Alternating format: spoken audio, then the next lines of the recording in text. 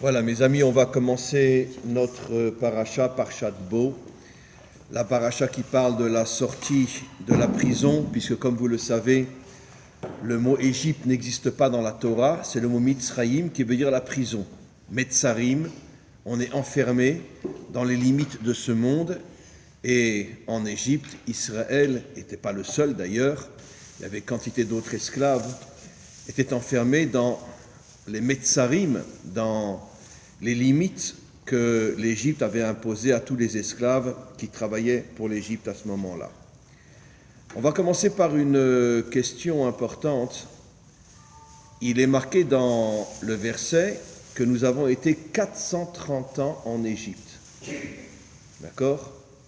Je n'oserais pas dire que la Torah ment, mais c'est un véritable mensonge.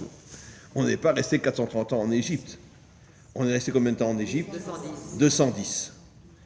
Alors, tous les commentaires sautent comme un tsunami sur ce verset. Comment la Torah peut dire qu'on était pendant 430 ans en exil ? De toute façon, même si on compte les générations, on n'arrive pas à 430 ans.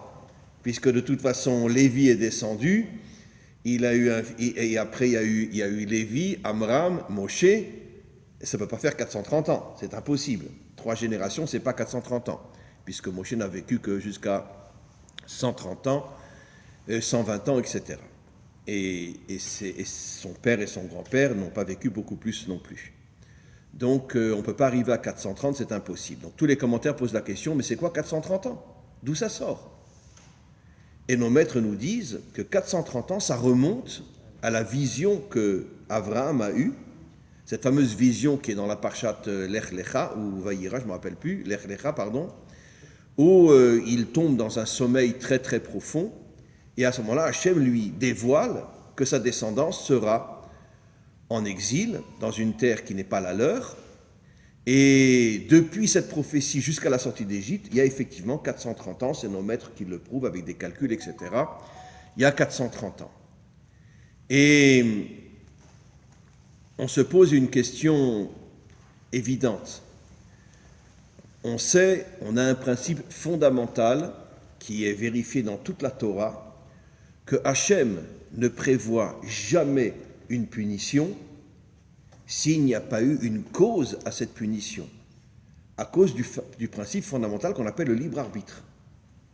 Donc, même si Hachem, évidemment, voit et sait des choses qui dépassent notre entendement, c'est impossible, disent nos maîtres, que dans la Torah, Hachem prévienne Abraham que ses enfants seront en exil, alors qu'à cette époque-là, figurez-vous, vous savez quel âge il a ? 70 ans. C'est-à-dire qu'il est 5 ans avant que Hachem se dévoile à lui et lui dise d'aller en Eretz Israël. Puisque quel âge avait Abraham quand Hachem lui dévoile d'aller en Eretz Israël ? 75 ans. 75 ans. Qu'est-ce qu'il fait en Eretz Israël à cette époque-là ? Eh bien, nos maîtres expliquent qu'il allait souvent voir Shem. Shem qui était dans la ville de Shalem. Shem était l'un de ses maîtres. Lui vivait à Haran à cette époque-là.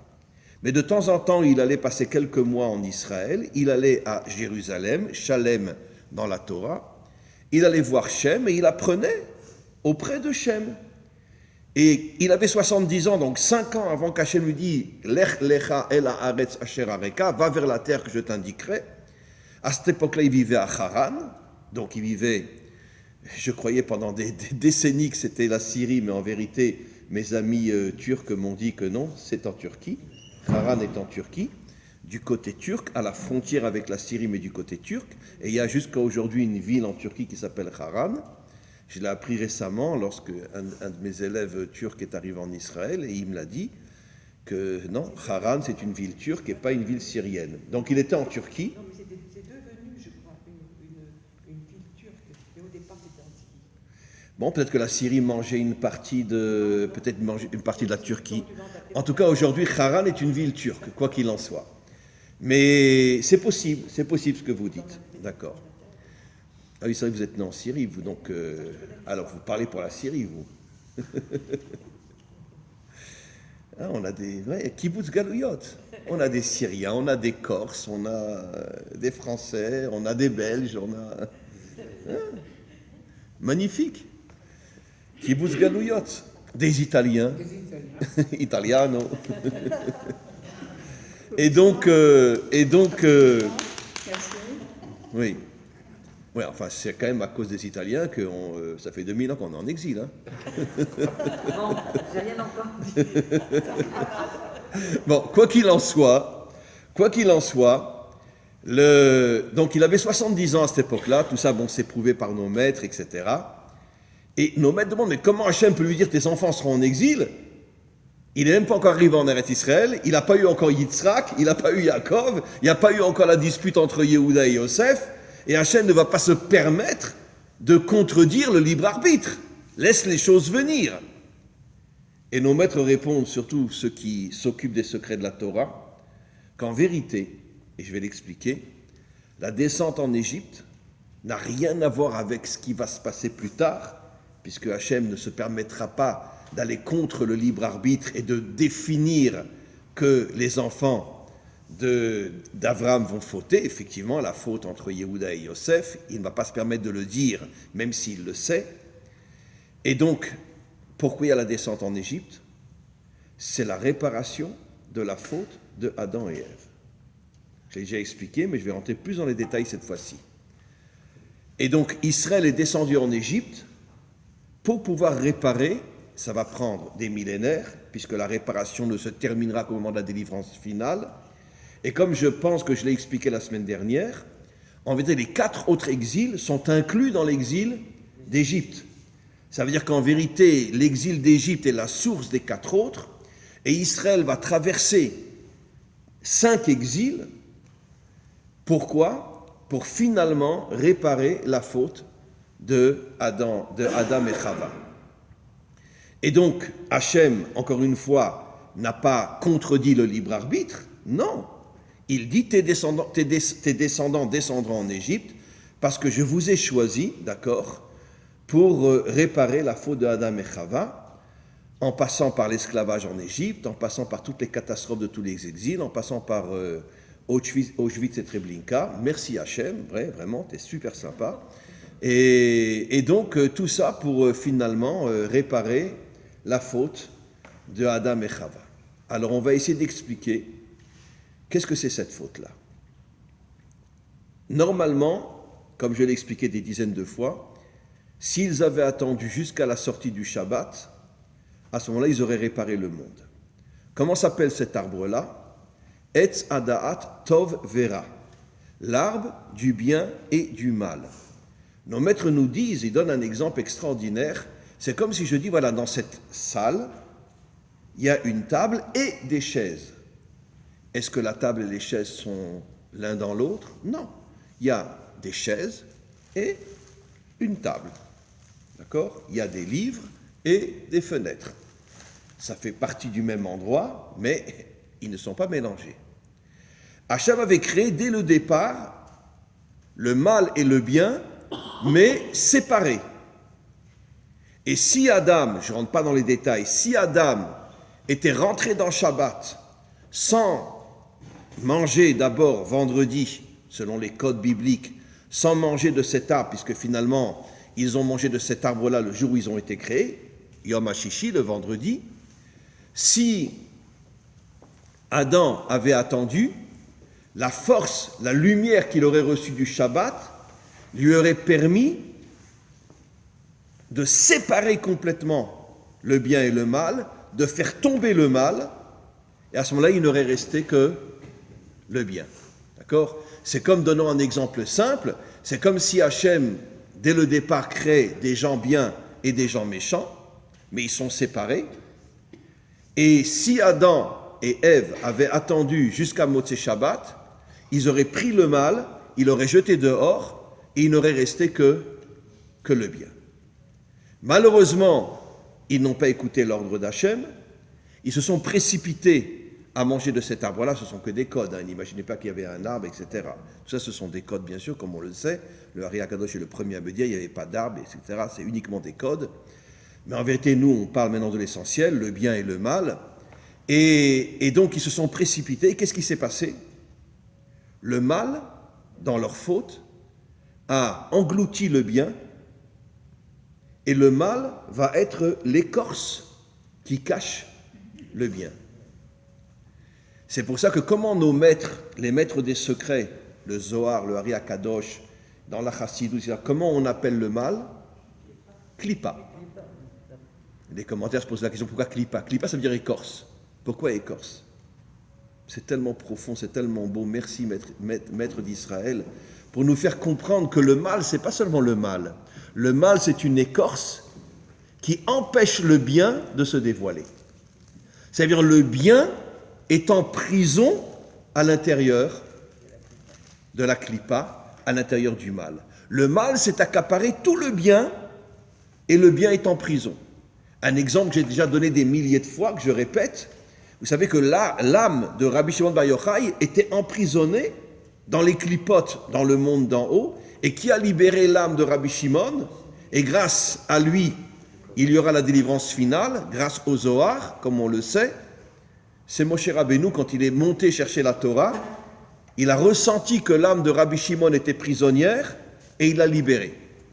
Ça veut dire que les clipotes s'arrangent pour tenir prisonniers les âmes les plus grandes. Où était prisonnière l'âme de Rabbi Akiva? Dans le roi Sisra, le pire ennemi d'Israël. Lisez la Bible, vous verrez. Où était prisonnière l'âme de Rabbi Meir?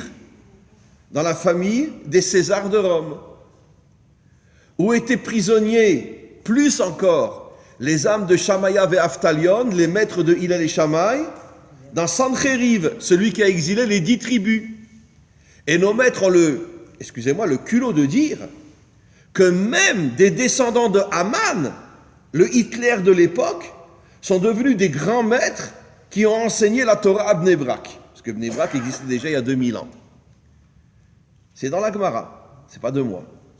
Ça veut dire qu'on voit que de tous les plus grands Réchaïm sont sortis des âmes les plus grandes d'Israël. Rabbi Akiva, Rabbi Meir, Shamaya, Ve'aftalion, Unkelos.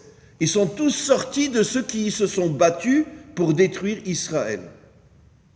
Excusez-moi de le dire, je n'ai aucun doute que si Hitler avait eu des enfants, peut-être dans 5 ou 6 ou 10 générations, on aurait eu un grand rave qui serait sorti de lui.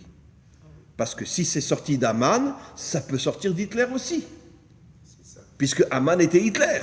Il a voulu, c'est le premier qui a parlé de génocider tout Israël. Et de lui sont sortis des grands maîtres qui enseignaient la Torah à Bnei Brak. Qu'est-ce qu'on voit de là? Que toutes les grandes lumières sont emprisonnées dans le mal, et c'est pour ça que nos maîtres nous disent que le mal est une clipa, une écorce qui cache le fruit. Tant que tu ne détruiras pas la clipa, tu ne pourras pas atteindre le fruit. Maintenant, vous allez comprendre une chose que j'ai souvent citée, mais je ne l'ai jamais expliquée comme je vais l'expliquer aujourd'hui. Vous savez que la valeur numérique du mot Nachash, le serpent qui représente le mal, est la même valeur numérique que le mot Mashiach. Comment c'est possible? Le serpent, le Mashiach, la même valeur numérique? Le Ari Akadosh explique. Vous savez pourquoi il ne se dévoile pas le Mashiach? D'accord? Vous savez pourquoi on nous saoule constamment en nous disant « Mais t'inquiète pas, le Messie va venir !» D'accord? Vous savez pourquoi il ne vient pas le Mashiach? Parce qu'il est emprisonné, son âme est en prison dans le mal. Et le Mashiach, nous on dit on attend le Mashiach. Il faut une fois pour toutes qu'on arrête d'écouter toutes ces bêtises-là. C'est pas nous qui attendons le Mashiach, c'est lui qui nous attend. Mais cassez l'écorce, libérez-moi. Libérez-moi, je suis en prison dans le serpent. Libérez-moi, cassez l'écorce. Qui c'est qui a le courage de partir en guerre contre le Nachash? D'accord? Qui c'est qui a le courage? Bon, les Corses, ils sont forts. Alors, tu vas y aller? Pourquoi pas? Hein? Oui. Comment? Il n'y a rien qui empêche. Mais le grand problème, comme j'ai expliqué, à chaque fois qu'il y a eu quelqu'un qui est parti en guerre contre le mal, il a pris une balle dans la tête. C'est ça le problème. Vous ne trouverez pas un seul qui est parti en guerre contre le mal qui ne s'est pas fait assassiner. Et pour partir en guerre contre le mal, déjà il faut ignorer le mal. Il ne faut pas le prendre avec soi. D'accord, mais... Il ne faut pas être un buvard, sinon on est mal. Va dire à Bennett qu'il n'est pas net. Tu risques de te retrouver en prison. va dire à Lieberman que c'est un sale russe, antisémite, anti-Torah et qui fait tout pour détruire le peuple juif. Va lui dire ça. Tu te retrouves en prison pendant 10 ans. C'est pas un juif, c'est un déguisé, c'est un agent du KGB qui se fait passer pour un juif. Mais c'est pas un juif, Lieberman. Bon, on en a beaucoup des introduits chez nous, hein, dans le monde entier. Mais Israël, c'est le pays le plus introduit du monde. Et depuis des siècles. Et nos maîtres nous disent que juste avant la délivrance finale, tous les dirigeants israéliens seront du Erev Rav. C'est dans le Zohar explicite. Comment? Ah ben aujourd'hui, oui. Ça, le gouvernement-là, il n'y a pas un seul juif là-dedans. Pas. Et c'est du Erev Rav. Mais bon, le Zohar nous l'a déjà prévenu il y a 2000 ans. Que juste avant la délivrance finale, tous les dirigeants en Israël seront du Erev Rav. En tous les cas, c'est le Mashiach qui nous attend. Parce qu'il faut qu'on arrive à casser l'écorce pour libérer l'âme du Mashiach. Pourquoi nos maîtres nous disent que la venue du Mashiach est comparée à un accouchement? Je l'ai déjà dit 1000 fois. Parce que pour pouvoir accoucher, il faut un ventre. Et qui c'est le ventre? Mais c'est pour ça que nos maîtres nous disent que par le mérite des femmes, la délivrance viendra. Parce qu'apparemment, les femmes vont un jour se réveiller plus encore que les hommes et partir en guerre contre le mal. Et elles deviendront le ventre du Mashiach. Absolument. Mais c'est tout à l'heure ce qu'elle nous a annoncé Nicole. D'accord? Oui, c'est une femme. Voilà. Alors maintenant, vous allez comprendre encore quelque chose d'extraordinaire. Pourquoi j'ai expliqué la valeur numérique de Mashiach, c'est la valeur numérique du serpent, pour nous faire comprendre, dit le Ari Akadosh, que l'âme du Mashiach est emprisonnée dans le mal. Voilà. C'est pour ça que, je m'excuse de le dire, mais il faut qu'on arrête une fois pour toutes de dire que tel ou tel rabbi, tel ou tel tzaddik, c'est le Mashiach. C'est impossible, parce que ces gens-là ne sont pas emprisonnés. Ce sont des gens extraordinaires, mais ils ne peuvent pas être le Mashiach. Puisque le Ari Akadosh nous révèle il y a déjà plus de 600 ans que l'âme du Mashiach est en prison dans le serpent. Et que si nous, on ne vient pas, comme une orange, enlever l'écorce, on ne pourra pas libérer l'âme. Et maintenant, tenez-vous bien, je vais vous dire quelque chose encore de plus fort. On l'a déjà dit, mais pas dans le contexte que je l'explique aujourd'hui. Cette parcha s'appelle Parchat Bo. Qu'est-ce que veut dire Bo? Viens. Hachem dit à Moshe, viens, je suis chez Pharaon. Il lui dit pas l'air. Normalement, dans le langage courant, on aurait dû dire l'air el paro, va chez Pharaon. Pourquoi il dit viens? Il veut lui faire comprendre la chose suivante. Moi aussi, je suis en prison chez Pharaon. Et si tu ne me libères pas, impossible que je sorte et que je puisse vous sortir d'Égypte.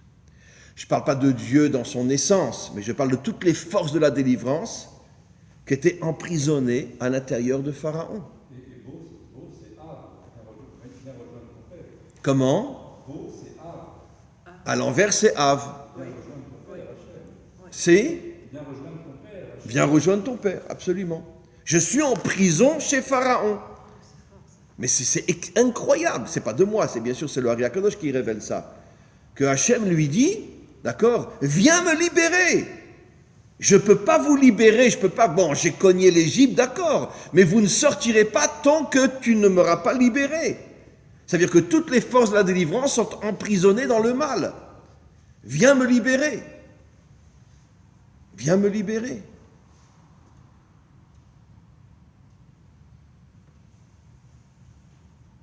C'est incroyable, hein. Je répète cette histoire parce que ça me monte comme ça à la tête, mais je veux dire, on en a eu un vrai courageux qui a lancé le processus du retour d'Israël sur sa terre. Il ne mangeait pas kasher, il ne faisait pas Shabbat, d'accord? Et pourtant, il a vu, il est rentré on appelle ça dans le truc militaire, au moment où Dreyfus a été humilié, etc., alors qu'il savait très bien que c'était un coup monté, Zola aussi l'a dit, et à ce moment-là, il a eu un réveil. C'était un juif complètement assimilé, un juif autrichien complètement assimilé. Rien, il faisait rien. Et quand il a vu cette humiliation, ça crée un réveil en lui, et toute sa vie, après, il l'a consacrée au retour d'Israël sur sa terre. Et c'était pas évident. Ça veut dire que d'une certaine manière, il a commencé à casser la clipa. Et sa femme ne l'a pas suivi. Sa femme l'a quitté, elle est partie en France. Si je ne me trompe pas, elle est partie à Toulouse. Et comme elle était complètement assimilée, sa femme, tous ses fils sont devenus catholiques. À Herzl. Il avait 2 ou 3 fils, ils sont devenus tous catholiques. Sa femme s'est complètement assimilée, elle est rentrée dans la religion catholique, etc. Non mais vous imaginez ce qu'il a traversé, cet homme-là? Et pourtant, c'est quand même grâce à lui qu'on est revenu sur notre terre. Ça veut dire qu'en vérité, c'est pas une question t'es religieux, t'es pas religieux, etc. Est-ce que tu es un homme qui est prêt à te battre contre le mal, oui ou non? Même les fils de Moshe, les descendants des fils de Moshe n'ont pas de. Mais je vous signale, cher ami, merci beaucoup, d'accord? On demande à notre grand maître Moshe de se boucher les oreilles. Le premier idolâtre en Eretz Israël était le petit-fils de Moshe Rabbeinu. C'est dur, hein?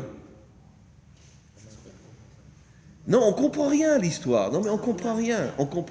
On revient sur notre terre grâce à Herzl, celui qui nous libère et qui nous donne la Torah. Son petit-fils est le premier idolâtre en terre d'Israël. Il faut avoir sa propre personnalité, il ne faut pas suivre son père, sinon on fait tout le contraire.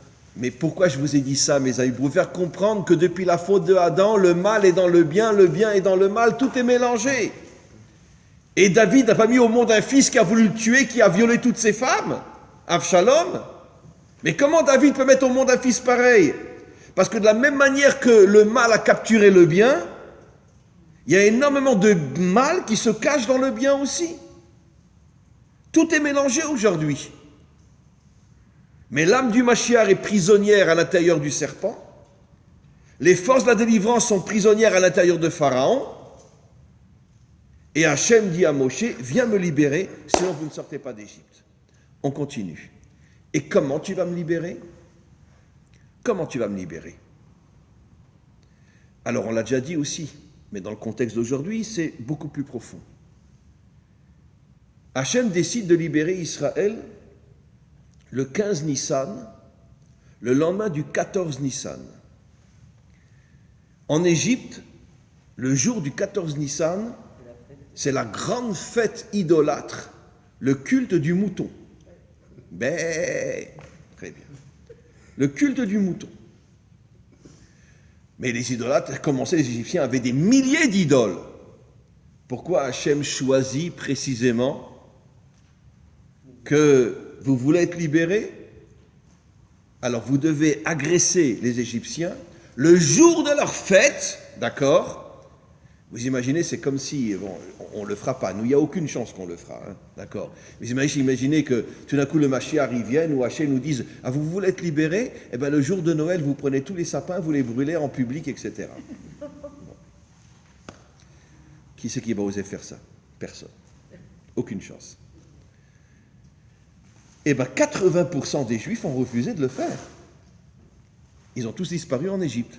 Seulement 1/5 a eu le courage. Et pourquoi, demande entre autres le Hari HaKadosh, beaucoup de mes commentaires aujourd'hui c'est sur le Hari HaKadosh, pourquoi Hachem a choisi précisément cette date? La date du culte du mouton. Parce qu'en vérité, qu'est-ce qui se cache derrière? Qu'est-ce qu'il avait fait Pharaon? Il avait transformé tous les peuples en moutons. Comme aujourd'hui. Voilà. Pareil. Comment? Comme aujourd'hui.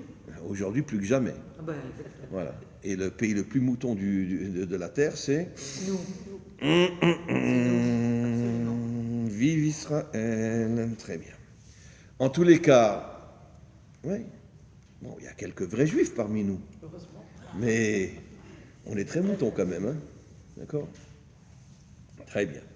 Quoi qu'il en soit, non, on n'est pas moutons. Heureusement qu'on a des Corses avec nous, parce que les Corses, ils sont costauds. Hein? Tiens, tu connais la chanson de Fiori et de... Comment il s'appelle l'autre qui chante avec Fiori, là? Fiori, c'était un Corse, hein? Oui, Patrick Fiori. Et il chante avec Avec Bruel. Ben Guigui, Bruel. Il chante en corse. Ouais. Non, avec Bruel, il chante. Bruel, c'est un juif. Il chante avec Bruel. Une chanson magnifique, Corsica. Corsica. Magnifique, cette chanson. Et donc, et il faut écouter Fiori, hein, c'est un chanteur extraordinaire. Hein. Tapez dans YouTube Fiori, c'est un sacré chanteur. Ses chansons sont d'une profondeur, vraiment un homme extraordinaire. Et Fiori s'appelle. Patrick Fiori, mais vraiment un chanteur. Ses chansons sont très profondes et vraiment un homme bien. Et on revient maintenant. Tue l'agneau. Ça veut dire quoi, tue l'agneau? Quel est le message qui se cache? Devenez des guerriers. Défoncez Pharaon. Parce que si vous avez le courage, le jour le plus idolâtre de l'Égypte, le 14 Nissan, et Hachem leur dit, attention, hein, vous cuisez pas l'agneau dans une marmite dans la cuisine. Je veux dehors, à la hèche, barbecue, que toute l'odeur se répande. Je veux que vous provoquiez les Égyptiens le jour où ils rentrent tous dans leur temple pour se prosterner devant la statue de l'agneau. Et vous allez leur montrer que vous cessez d'être des agneaux. Parce que pendant 210 ans, d'accord, et les Juifs, c'était des agneaux. Des victimes. Oui, des victimes, d'accord.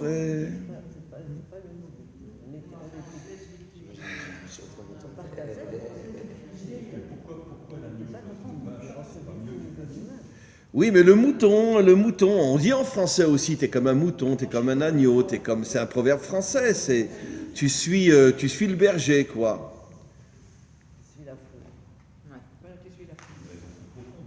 Bon, c'est vrai que je suis un Ashkenaz un petit peu extrémiste, et je vais vous raconter une histoire. Récemment, j'ai vu un film, d'accord, sur un film, mais vraiment extraordinaire, authentique, sur le Mossad, qui veut capturer en Allemagne, à l'époque c'est en Allemagne de l'Est, avant la tombée du mur, où il y a malheureusement un grand assassin chirurgien, l'un des plus grands chirurgiens de Birkenau.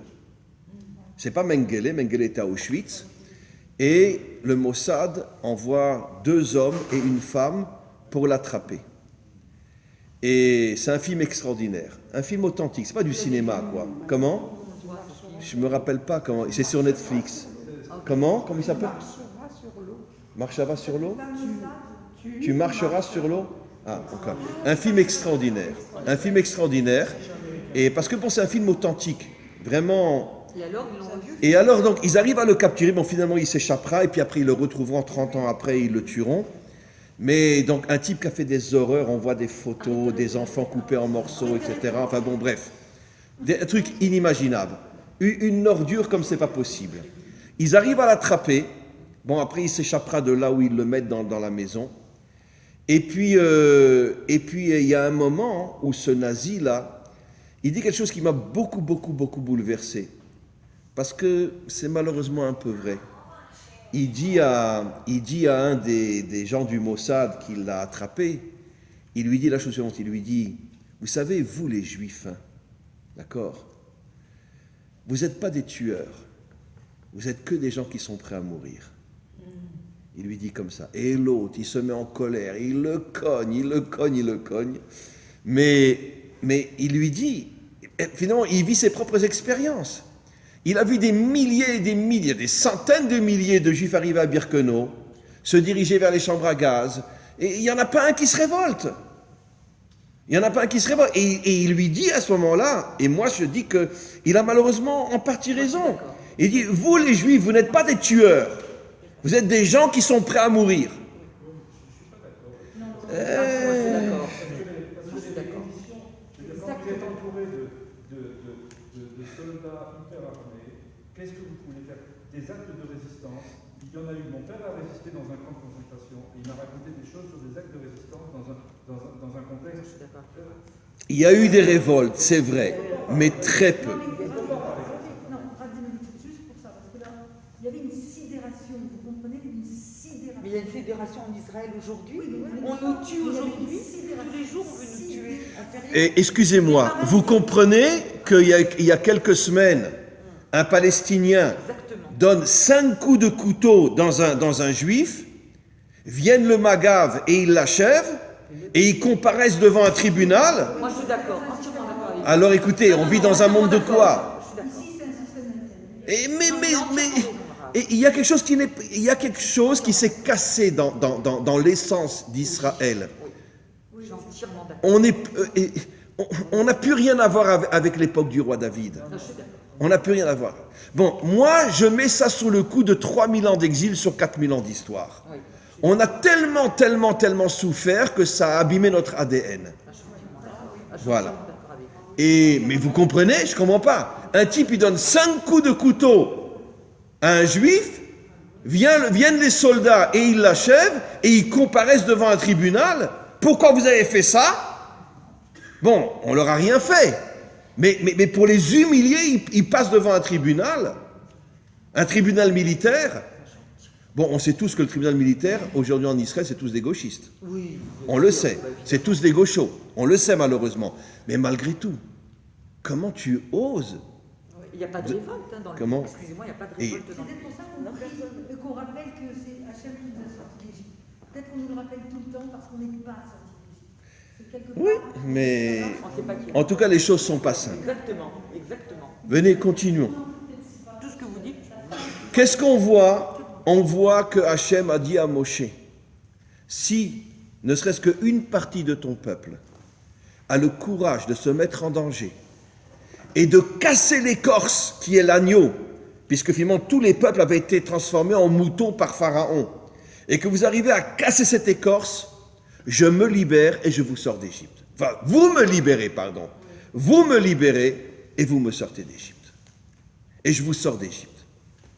On voit donc quelque chose d'absolument incroyable, que finalement même Dieu, d'une certaine manière, est prisonnier à l'intérieur de la clipa, et que si nous n'agissons pas pour casser cette clipa et le libérer, eh bien on continuera à être endormi par tous les prêcheurs, le Messie viendra, vous inquiétez pas, le Messie viendra. Non, c'est pas nous qui l'attendons, c'est lui qui nous attend depuis des millénaires.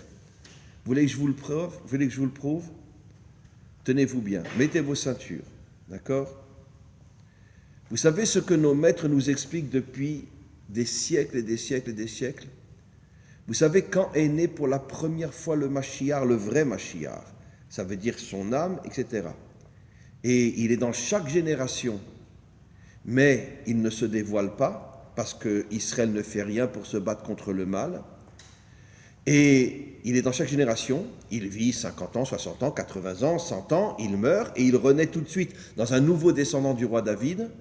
Vous savez à quel moment il est né? On l'a expliqué.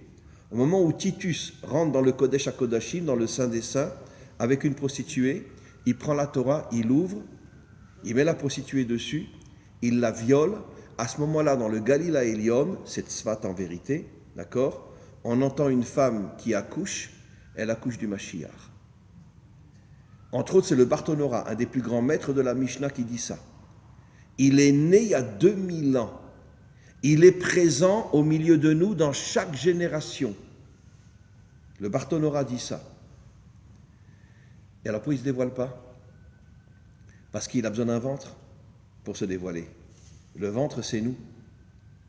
Et malheureusement, ça fait 2000 ans que ce ventre n'est pas prêt à accoucher. Vous savez comment nos maîtres appellent le Mashiach dans le Talmud? Bar Naflé, qui veut dire, comment, un enfant qui tombe avant la naissance, comment on appelle ça en français? Fausse couche. Il y a, la Gemara apporte une histoire entre deux maîtres qui se promenaient. Il y en a un qui dit, mais quand c'est qui viendra, Bar Naflé, quand c'est qui viendra, comment on dit en français? L'avorton. L'autre lui dit, mais comment tu oses appeler le Mashiach l'avorton? Mais t'es pas normal, il lui dit. Il dit, oui, c'est un avorton. Pourquoi? Parce que ça fait 2000 ans qu'il est parmi nous, et dans chaque génération, c'est comme une fausse couche, il n'arrive pas à se dévoiler. Alors il lui dit, mais pourquoi il n'arrive pas à se dévoiler? Il dit, mais tu crois qu'il va venir tout seul? Il faut que nous, on l'aide à venir. Et nous, on ne fait rien pour l'aider à venir, et c'est pour ça qu'il ne vient pas. Voilà. Donc, 80% d'Israël refuse de prendre l'agneau et provoquer les Égyptiens, il n'y a que 1/5 qui a le courage. Maintenant, on va aller plus loin. Est-ce que vous pensez que tous les Juifs étaient esclaves en Égypte? Non. Pas du tout. Vous savez qui c'est qui a eu le courage de tuer l'agneau? C'est les 20% qui étaient esclaves. Les 80%, c'était quoi? C'était des bourgeois. Parce que l'Égypte, disent nos maîtres, avait institué. Ou tu payes un impôt de folie et tu n'es pas transformé en esclave, ou tu n'as pas de quoi payer, tu deviens esclave. 80% des Juifs avaient suffisamment d'argent et donc payaient un impôt incroyable et n'étaient pas transformés en esclaves. 20% qui n'avaient pas les moyens, c'est ces 20% qui ont été transformés en esclaves. Ceux qui ont brûlé l'agneau, c'était les esclaves. C'est eux qui sont sortis. Comme dit le premier verset des 10 commandements, je vous ai sortis de la maison d'esclavage. Mais les 80% qui ne sont pas sortis, c'était les riches. Et pourquoi ils ne sont pas sortis? Comment? Je crois que c'était les Lévis. Non, les Lévis sont sortis aussi. Mais 80%, c'était de toutes les tribus, des gens qui avaient les moyens de payer un impôt énorme et ne sont pas sortis. Comment? Ceux qui restent dans la galoute aujourd'hui pour les mêmes raisons. Oui, oui. On sait très bien ce qui se passe en Galoute. Là où les Juifs font du fric, c'est là où naît un nouveau Hitler. Où étaient les Juifs les plus riches, les plus heureux de toute la terre avant la Shoah? En Allemagne. On le sait. C'est là qu'ils étaient le mieux. Tous assimilés, 80% étaient assimilés, 80% mariés avec des non-juifs, tous friqués, et Hitler est venu. Voilà. Et aujourd'hui, c'est en train de commencer en Amérique. C'est en train de commencer en Amérique et on ne sait pas ce que, malheureusement, il va se passer en Amérique. On continue. Donc, c'est les esclaves qui sortent. Pourquoi les esclaves? Mais parce que les riches, eux, ils ne se sentent pas comme des moutons. On va dire, ce sont de vrais moutons. Mais ils ne le ressentent pas. Mais les esclaves, eux, qui étaient fouettés, qui étaient piétinés, qui étaient maltraités, etc., ils ont fini par sentir qu'il faut se révolter. On ne peut pas continuer comme ça. Et c'est pour ça qu'ils ont eu le courage de tuer l'agneau. On va maintenant passer à un autre niveau, assez extraordinaire aussi, puisque dans cette paracha, on parle de la matzah et du chametz. Alors, quelle est la différence entre le mot matzah et le mot chametz? 20 minutes. Comment? 18 minutes. Ah, 18 minutes qui est chai. 18, oui.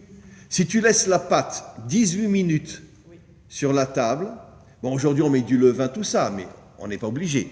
Tu fais de la pâte, tu la mets tout de suite dans le four, c'est de la matzah. Tu la laisses sur la table 18 minutes, c'est du chametz. Tu ne peux plus le manger. D'accord? Mais, plus encore, le mot matzah et le mot chametz, c'est les mêmes lettres. Dans le mot chametz, il y a le même et le tzadik. Dans le mot matzah, il y a le même et le tzadik. La seule différence, c'est que dans le chametz, il y a un chet, et dans la matzah, il y a un et. Ce sont deux lettres qui se ressemblent énormément. Il y a une petite lettre et l'autre qui est fermée. Qui c'est qui a un petit stylo? Je vous montre quand même. Un petit stylo. Parce que je vais vous le montrer. Merci beaucoup. Alors, le chet et le et. Moi, je ne sais pas si vous voyez, le chet et le et. Alors, le chet est complètement fermé, mais il est ouvert en bas. Tombez, tombez, tombez, tombez, mais n'essayez pas de vous échapper, impossible. Chametz. Par contre, le et, on est arrivé à briser un mur. En haut. Comme pour dire, on se connecte avec le maître du monde. En haut. C'est la même lettre, sauf que là, il y a une brisure. Alors, ceux qui sont restés dans le chametz, c'est les 80%, qui ne se rendaient pas compte que c'était de simples moutons. Et les esclaves, eux, ils sont arrivés, quand ils ont tué l'agneau, à faire une brèche dans le chet, à se connecter au maître du monde, et ils sont sortis. Voilà. Maintenant, prenons les deux lettres qui sont les mêmes dans Chametz et Matzah. Tzadik même, quelle est la valeur numérique du Tzadik même? 130. Combien de temps on est resté en Égypte avant la naissance de Moshe? 130 ans. C'est extraordinaire. C'est beau la Torah quand même. Hein? Ah, c'est magnifique. Alors ça veut dire quoi? 130 ans avant que commence le processus de la délivrance. Puisque Moshe nous a sortis quand il avait 80 ans, 130 plus 80, 210.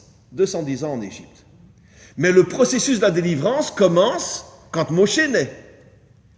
Donc pendant 130 ans, on est complètement en exil. Aucun commencement de la délivrance. Au bout de 130 ans, commence le processus de la délivrance. Ça va durer 80 années. Très bien. Donc 80% qui ne sortent pas, ils sont dans le chet. Et ceux qui sortent sont dans le hé. C'est pour ça qu'Hachem leur dit, regardez, vous avez été 130 ans en Égypte, dans un esclavage de folie. Maintenant, ceux qui arriveront à casser le chet mangeront de la matzah, puisque dans la matzah il y a le hé. Et ceux qui ne sont pas arrivés à casser le chet, eh ben, ils continueront à manger du chametz. Et c'est effectivement ce qui s'est passé. Les 80% des Juifs n'ont pas mangé de la matzah à ce moment-là. Ils ont continué à continuer du chametz. Ça veut dire qu'il y a un secret extraordinaire dans le mot chametz et dans le mot matzah. Brise la prison, échappe-toi. C'est ça le hé. Maintenant, vous comprenez maintenant pourquoi, au tout début de la Torah, il est dit que le monde a été créé He Bar'am, que Dieu a créé le monde avec le hé. C'est un passouk explicite. Le monde a été créé avec le hé. On a été créé avec toutes les lettres. Mais pourquoi on met en évidence le hé? Pour te faire comprendre que ce monde est une prison. Et celui qui n'aura pas le courage de briser un mur, d'accord, ne sera pas un homme authentique. Pour devenir un homme authentique, il faut le hé. Brise une partie du mur et échappe-toi. Voilà. C'est pour ça que le hé a été rajouté au mont Abraham. Et c'est pour ça que le hé représente la malchoute. Et qu'est-ce que c'est la malchoute? Meler Porez Geder la Asatlo Derer. Le roi défonce tous les obstacles pour se faire un chemin. C'est ça la définition d'un roi, d'après nos maîtres. Un défonceur d'obstacles. Et c'est pour ça qu'on a rajouté le hé à Abraham, qu'on a rajouté le hé à Sarah, pour nous faire comprendre qu'eux ont eu le courage de briser les obstacles. Ça a été les premiers qui ont brisé les obstacles. Dites-moi, quand toute l'armée, c'est une allusion à la guerre de Gog et Magog, quand toute l'armée, les 4 rois sont venus pour envahir tout le Proche-Orient, Amrapel, etc., ils étaient des centaines de milliers. Avram est sorti en guerre contre eux pour libérer Lot avec combien de soldats? Comment? 318. 318 soldats contre des centaines de milliers. Il a eu un S. Ils ont jeté des pierres et les pierres se transformaient en flèches. Bon, on n'y était pas, on ne sait pas ce qui s'est passé, mais en tout cas, c'est ce que nos maîtres nous disent. Ils jetaient des pierres et une pierre se transformait en 100 flèches. Et elle tombait sur les soldats. Et c'est comme ça qu'ils sont arrivés à... Bon, est-ce que ça apprendra la lettre, pas la lettre, j'en sais rien. Mais quoi qu'il en soit, il y a eu un miracle. Comment? Pareil quand l'État d'Israël s'est créé. Comment? Pareil quand l'État d'Israël s'est créé. Quand l'État d'Israël a été créé, d'accord, alors figurez-vous, d'accord, je m'excuse de le dire, mon père a fait la guerre d'indépendance en Israël, mon père est arrivé en Israël en 1946, d'accord. Mon père m'a raconté qu'ils avaient un fusil pour 20 soldats. Un fusil pour 20 soldats. Ils avaient très peu d'armes. Par contre, les Arabes, eux, 4 armées venant de 4 pays, ils avaient tous plusieurs fusils. Ils avaient un fusil pour 20 soldats. Et ils ont quand même gagné. Voilà. Un fusil pour 20 soldats. Ça, je l'ai entendu de la bouche de mon père. Mon oncle a sauvé la Pologne parce que les Arabes arrivaient, et il a fait creuser, il était ingénieur, il a fait creuser un fossé, il a mis des fusils tous les 20-25 mètres, et ils couraient tous, il y avait des copains. Pour prendre les fusils. Et alors, les Arabes- Et il y avait très très peu d'armes à ce moment-là. Très très peu d'armes. Il n'y avait pratiquement pas de canon, pas de tank, rien. C'était de simples fusils. Et 1 pour 20. Enfin, pas forcément partout dans l'armée, mais en tout cas, là où mon père s'est battu, c'était dans le sud. il y avait un fusil pour 20 soldats. Donc, c'est incroyable. Donc c'est exactement, si c'est pas prendre à la lettre, ce que nos maîtres nous disent. Ils étaient 318, ils jetaient des pierres, elles se transformaient en flèches. Je ne pense pas qu'il faut le prendre à la lettre, mais c'est pour faire comprendre qu'ils ont eu une bravoure inimaginable qui a fait que 318 soldats sont arrivés à vaincre une armée de dizaines de milliers de soldats. Et comme ça qu'ils ont pu libérer Lot. Alors, donc on a compris qu'en vérité, quand on mange la matzah, quel est le message qu'on doit comprendre? Sors de ta prison, brise un mur, sors de ta prison. Ça veut dire quoi, sors de ta prison? Bats-toi contre le mal. D'accord? Je vais redire une chose que j'ai déjà dit des milliers de fois, mais moi je m'excuse, mais ça ne me gêne pas de le redire. D'accord? Qui c'est qui a créé les religions? Les dictateurs, pour nous endormir. Dieu est notre sauveur, le Messie viendra, priez, tout ira bien. D'accord? Et comme ça, vous restez soumis à toutes les forces du mal qui ont créé la religion pour pouvoir vous affaiblir. Mais quelle est la preuve dans la Torah elle-même que la religion a été créée par les puissances financières et politiques? Eh bien, quels étaient les pires ennemis de Moshe, le libérateur? Datan ve Aviram. Dans le mot Datan, il y a le mot Dat qui veut dire religion, et dans le mot Aviram, mon père est puissant, le fric et le pouvoir. Ils étaient ensemble. Ce qu'on appelle en français l'union entre le clergé et la noblesse. Et bien la première qui a le courage de nous dire qu'il y a une union entre le clergé et la noblesse, c'est dans la Torah, Datan ve Aviram. Par contre, le père de Moshe s'appelle Amram, mon peuple. Amram, mon peuple est haut. Absolument. Amram, bravo, ça veut dire qu'il a donné toute sa vie pour son peuple. Le père de Moshe, comme Moshe aussi. Amram, mon peuple est haut. Mais les pires ennemis de Moshe étaient l'union entre le clergé et la noblesse. Voilà. Et c'est vrai jusqu'à aujourd'hui. Jusqu'à aujourd'hui, d'accord, beaucoup nous endorment. Ils nous laissent croire que si on prie, si on accomplit les mitzvot, le Messie viendra. Ça fait 2000 ans qu'on l'attend. Et ce qu'ils veulent, c'est qu'on ne fasse rien pour le faire venir. Voilà ce qu'ils veulent. Qu'on ne fasse rien pour le faire venir. Grâce à Dieu, aujourd'hui, les choses commencent à changer. Il y a un réveil même en Israël. Ne parlons pas dans les peuples. Il y a un réveil aussi énorme. Et que les gens commencent à comprendre qu'il faut arrêter d'attendre. Il faut agir. Comme je dis toujours, toute la création a été créée avec la parole. D'accord ?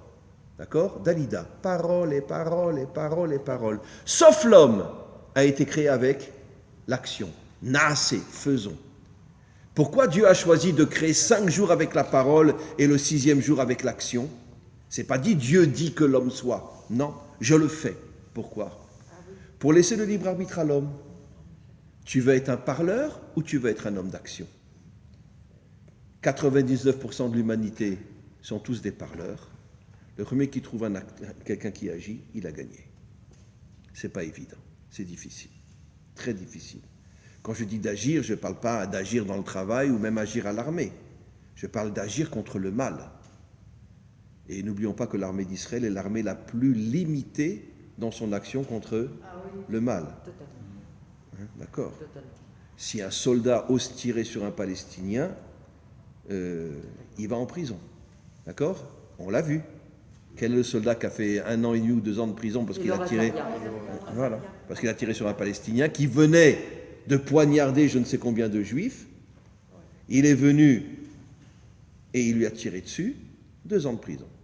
Et je voudrais rajouter que dans la même semaine, il y a un camion conduit par un arabe, parce que le palestinien ça n'existe pas, qui a écrasé 4 ou 5 soldats de Tsahal dans la même semaine, qui n'ont pas osé tirer. Bien sûr, mais parce qu'ils n'avaient pas d'aller en prison. Après, ouais. L'armée d'Israël est extrêmement limitée par toutes les forces gauchistes d'extrême gauche qui représentent les tribunaux militaires, etc. Et on est dans une situation catastrophique. Catastrophique. Non, que le Zohar ne s'est pas trompé lorsqu'il disait il y a 2000 ans qu'on sera dirigé par le Erev Rav. Il ne s'est pas trompé. Je continue et on termine. Il reste 5 minutes. Quelle est finalement la différence entre la matzah et le chametz? Le chametz, il est gonflé, parce qu'on le laisse sur la table et il gonfle. Il y a de l'air qui rentre dedans, du vent, d'accord? Du vent. D'accord. Comme on dit en français, c'est du vent. C'est du vent, on dit en français. Comme je dis toujours, il n'y a pas une langue qui soutient la Torah autant que la langue française. Il y a des expressions en français, mais on se demande, mais d'où elles sortent, c'est vraiment la Torah. Donc c'est du vent. C'est du vent. Donc finalement, dans les deux cas, ce qu'on mange, c'est de la farine et de l'eau. À la différence que dans le chametz, ça gonfle. C'est du vent. Tandis que la matzah, c'est plat. D'accord ? Voilà. Il y a un autre problème que je vais expliquer. Toute l'année, on n'avait pas le droit de faire entrer du chametz dans le temple. Les offrandes, même de farine, étaient du chametz. Sachez que le pain qui était sur la table dans le temple, les 12 pains, étaient aussi du chametz. Oui, ce n'était pas du pain. Il y a une seule fois dans toute l'année où on avait le droit de rentrer du chametz. Comment ? Comment ? C'est la matzah. Oui, c'était de la matzah. Le lechem apanim, c'était de la matzah. Une seule fois, je me suis trompé, une seule fois, on avait le droit de rentrer du chametz, c'était quelle fête ? Shavuot. Le jour du don de la Torah. Et là, on va comprendre quelque chose d'extraordinaire. En vérité, c'est quoi le pain ?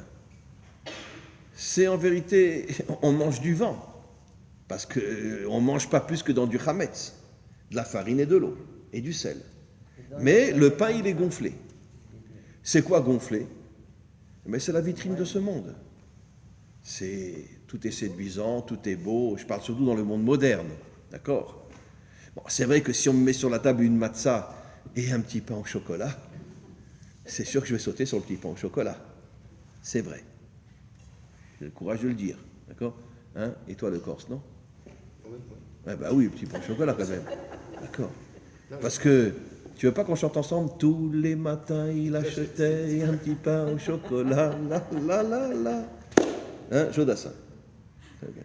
Ok, très bien. Donc, c'est sûr qu'on va manger le petit pain au chocolat. Bon, pas à Pessah, évidemment, mais dans l'année, je ne mangerai pas de matzah.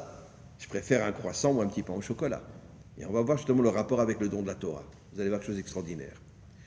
Pourquoi à Pessah, on nous interdit de manger du chametz ? Pourquoi ? J'ai expliqué, parce qu'il faut casser la prison. Mais il y a une autre notion. Arrête de te faire avoir par toute la vitrine séduisante de ce monde. Tout est gonflé, mais il n'y a que du vent, il n'y a rien. Ce n'est que du vent. C'est une notion de liberté. Voilà, c'est la notion de liberté. Libère-toi. Arrête de... Alors on devrait manger la matzah toute l'année. Comment ? Alors, dans le temple, c'était toute l'année, sauf au don de la Torah. Je vais expliquer pourquoi. Vous allez voir une petite nuance extraordinaire. Extraordinaire. Mais quoi qu'il en soit, donc à Pessah, c'est la fête où l'homme doit se libérer et arrêter d'être séduit par ses yeux. Et d'ailleurs, dans le Shema Israël, qu'est-ce qu'on dit ? Velo taturu achare einechem. Ne suivez pas vos yeux. Ne suivez pas vos yeux. D'accord ? C'est quoi suivre ses yeux ? Les belles maisons, les belles voitures, les belles femmes, l'argent, etc. Et c'est ça. Mais tout est gonflé. Parce que finalement, si tu rentres dedans, tu verras qu'il n'y a rien. D'accord ? Bill Gates, l'homme le plus riche de la Terre, toute sa vie, il a trompé sa femme et finalement, il a fini par divorcer. D'accord ? Alors, il a le fric, d'accord ? Mais si tu rentres dans sa vie privée, d'accord ? Comment il ose divorcer de sa femme et on sait très bien qu'il était un grand copain de Weinstein et qu'il allait sur son île avec... comment ? Epstein. C'était un grand copain d'Epstein et de temps en temps, il allait sur son île et il trompait sa femme là-bas. D'accord ? Ah, le Bill Gates, le chef de l'OMS. D'accord ? Une crapule. Un kitsu. Voilà. Bon, j'espère qu'il ne va pas entendre ce que je dis. Bon, en français, on le voit. Mais voilà, on le sait. Donc, c'est de belles vitrines. De belles vitrines. Quand il parle, il veut sauver le monde, etc., etc. Mais rentre dans sa vie privée. Lo, allez, nous, qu'est-ce que tu vas voir ? Lo, allez, nous, qu'est-ce que tu vas voir si tu rentres dans sa vie privée ? D'accord ? Mais bien sûr, mais ce sont des monstres, ces gens-là. Je m'excuse de vous dire, mais vous savez que j'ai énormément d'élèves africains en Afrique. Vous savez ce que les Africains m'ont révélé ? D'accord ? Que l'OMS, dont Bill Gates est le chef, toutes les expériences qu'ils font, ce sont des Africains qui me l'ont révélé, toutes les expériences qu'ils font, ils le font sur des villages éloignés en Afrique, d'accord? Quand ils veulent essayer un nouveau truc, etc., ils vont là-bas, ils amènent de l'argent, et donc ces pauvres Africains qui sont dans des villages complètement isolés, ils acceptent, ils leur donnent le médicament, d'accord? Et les 2 tiers disparaissent. Voilà. Ils font les expériences sur les Africains. Voilà. C'est de la folie. Voilà. Mais ça, beaucoup de gens ne le savent pas. Moi, je ne le savais pas jusqu'à ce que mes élèves africains me le disent. De toute façon, rien de méthode Voilà. aujourd'hui. Voilà. Alors, on a choisi, les Africains, comme ils vivent dans des villages éloignés, etc., on les prend. Et si la moitié meurt, c'est pas grave. En Chine, ça doit pas être mieux. Non, j'imagine que non aussi. Le J'imagine. clonage et tout. Ah oui, j'imagine qu'en Chine aussi, ça c'est sûr. Mais on ne sait même pas ce qui se passe. Mais mes amis, est-ce que vous savez, d'accord, que à la fin de la guerre, la CIA a récupéré tous les savants nazis qui travaillaient dans les camps, etc. Ils les ont tous amenés en Amérique pour les faire travailler pour la CIA. Tous les savants nazis qui avaient massacré, torturé, coupé en morceaux des juifs, des enfants, des femmes, etc., ils ont tous été récupérés par la CIA pour continuer leurs expériences en Amérique. Mais tout le monde le sait, ça. Ça, c'est un truc que tout le monde sait. Enfin, ceux qui veulent le savoir le savent. C'est pas caché, ça. Aujourd'hui, on le sait. Comment? Von Braun, qui était le chercheur des V2, qui dirigeait un des dirigeants du camp de Dora, il y a eu 60 000 travailleurs, entre guillemets, 30 000 sont morts. Et c'est lui qui est allé diriger aux États-Unis ensuite la recherche sur. Oui, mais bien sûr. Parce que c'était des grands savants. Les Allemands, c'est des gens qui ont un cerveau inimaginable. Et bien la CIA les a tous récupérés. Tous récupérés. C'est de la folie. Sauf Mengele. Non, Mengele, lui, je ne me rappelle plus comment. Oui, Mengele est mort, oui. Il est mort en Argentine. Mais ils ne sont pas arrivés à le choper. Ils sont pas arrivés à... Le Mossad a essayé, mais ils ne sont pas arrivés à le choper. Et... Parce que sa famille était excessivement riche. Et l'entreprise s'appelait Mengele. Bien sûr. Mais je crois qu'elle existe encore. Voilà. Mais par contre, dans ce film-là dont je vous ai parlé, celui qui était le chirurgien de Birkenau, donc il est arrivé à s'échapper du Mossad. 30 ans après, ils l'ont retrouvé. Et la jeune fille qui était dans le Mossad, qui a vieilli, qui avait 30 ans de plus, et il s'est caché en Ukraine. Et le Mossad a su qu'il était en Ukraine. Donc elle, qui avait peut-être 25 ans à cette époque-là, elle en avait maintenant presque 60, elle est partie. Elle est arrivée à le tuer, mais malheureusement, il est arrivé lui aussi à la descendre. Ah bon? Ouais. Hein, dans le film, elle est tuée par lui aussi. Et comment il a pu s'échapper de Comment? la prison? Comment il a pu s'échapper? Je comprends pas. Parce que les deux gens du Mossad sont partis faire un tour, ils ont laissé la femme toute seule, et lui est arrivé à se détacher, et il a buté la femme. C'est une histoire vraie, une histoire authentique. Hein. C'est pas un film inventé, c'est une histoire authentique, avec tous les faits tels qu'ils s'étaient passés. Mais finalement, cette femme-là, après 30 ans après, elle est partie en Ukraine, elle est arrivée à le tuer, mais elle s'est fait descendre elle aussi. C'est-à-dire, il l'a poignardé. Il avait caché un couteau avec lui, et bien qu'il était très vieux, et quand elle s'est approchée de lui pour le piquer avec une piqûre empoisonnée, il est arrivé à lui planter plusieurs fois un couteau, donc finalement les deux sont morts. Et quoi qu'il en soit, donc maintenant je termine. Pourquoi au jour du don de la Torah, on fait oui rentrer du Hametz, puisque le Hametz est une vitrine? Je vais rapporter un autre texte qui dit, nos maîtres osent dire, c'est absolument incroyable, que quelqu'un qui n'arrête pas de jeûner dans sa vie est un fauteur. Il faute. Et les commentaires disent, pas tous, mais certains commentaires disent, pourquoi? Parce que Hachem n'a pas créé un monde de plaisir pour que tu t'en prives. Tu as le droit d'avoir des plaisirs dans ce monde. Donc si tu passes ton temps à jeûner, finalement, d'une certaine manière, tu vas contre Hachem. C'est dur à comprendre, ça, hein? Mais les commentaires expliquent. Et ça, c'est la nuance fabuleuse qui termine ce cours. Tu as le droit de profiter de la vie, mais tu n'as pas le droit de vivre pour le profit. Voilà la différence. Ça veut dire que, la preuve, mes amis, dites-moi le Shabbat, on mange un petit sandwich, on se kiffe le Shabbat, hein? Hein? Non, franchement. Attends, ouais. On a des salades, on a le plat, on a le dessert, on a du vin, d'accord? Moi, c'est le pastis de Marseille, je vous dis, le pastis de Marseille. Voilà. J'ai tous les Shabbats sur ma table, le pastis de Marseille. Ah, moi, je suis fou du pastis de Marseille. Mais on a du bon vin, on a le pastis de Marseille, on kiffe. Est-ce qu'on ne comprend pas? Et c'est marqué dans la Torah. La Torah nous demande de kiffer le Shabbat. Mais ce qu'Hachem veut, c'est que l'essentiel de ta vie, c'est la recherche de la vérité. Tu as le droit de profiter de la vie, mais tu n'as pas le droit de vivre pour le profit. C'est ça la nuance. C'est pour ça que nos maîtres, vraiment, ont le courage de dire que quelqu'un qui jeûne tout le temps, c'est un fauteur. C'est un fauteur. Pourquoi? Parce que Hachem n'a pas créé un monde pour que tu t'éloignes de ce monde. S'il y a des choses bonnes dans ce monde, profite-en. Il y a un petit pain au chocolat, mange un petit pain au chocolat. Mais ne consacre pas ta vie à l'argent, aux femmes et à la nourriture. Voilà. Consacre ta vie à la recherche de la vérité. Maintenant, on te propose un petit pain au chocolat, mange-le, pourquoi pas? Mais ce n'est pas le but de ta vie.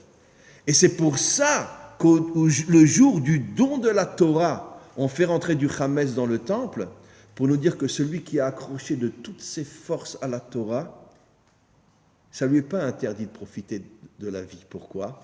Parce que s'il est vraiment, sincèrement, honnêtement connecté à la Torah, il ne fera pas du plaisir le but de sa vie. Il fera du plaisir une force qui le renforce. Parce que c'est vrai que si tu jeûnes tout le temps ou si tu manges que des choses qui sont mauvaises, tu vas t'affaiblir. Donc, d'une certaine manière, le plaisir te renforce. Mais, comme je suis connecté à la Torah, il n'y a pas de chance que je vais détourner mon intention et que je vais vivre uniquement pour le plaisir. Je vis pour la vérité. Et la vérité, c'est la Torah. Voilà, c'était un bon cours, grâce à Dieu. Merci beaucoup. C'est qui le monsieur qui avait fait un cours sur l'alimentation? Bokhara? Oui, Aliou Bokhara. Il avait tous, monsieur. C'est un Israélien, français, mais depuis juste avant le corona, il est parti en France et il va revenir bientôt. Mais c'est un nutritionniste? Non, c'est un coach nutritionniste, c'est un génie dans tous les domaines. Il travaille où? Ça, c'est chez Non, aujourd'hui, il travaille surtout sur Zoom. Il a des dizaines d'élèves sur Zoom, à qui il donne des cours de nutrition et de coach, etc. Tu l'as, Il est extraordinaire, à la maison, il est chez moi, je le ramène.